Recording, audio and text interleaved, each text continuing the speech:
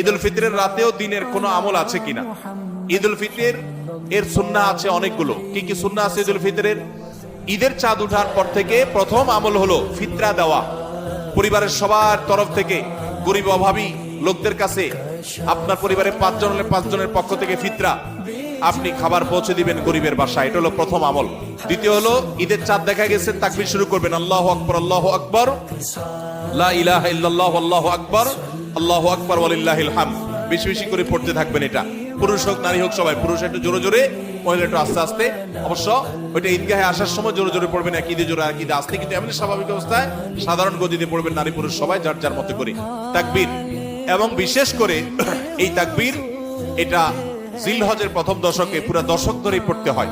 যাই হোক, এই ঈদের চাঁদ ওঠার পর থেকে ঈদের নামাজ পড়তে তাকবীর আমরা শেষ করে পড়তে পারবো, পড়তে থাকবো। তৃতীয়ত হলো মেসওয়াক করবেন।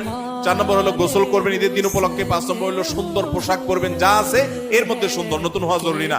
6 নম্বর হলো সুগন্ধি ব্যবহার করবেন।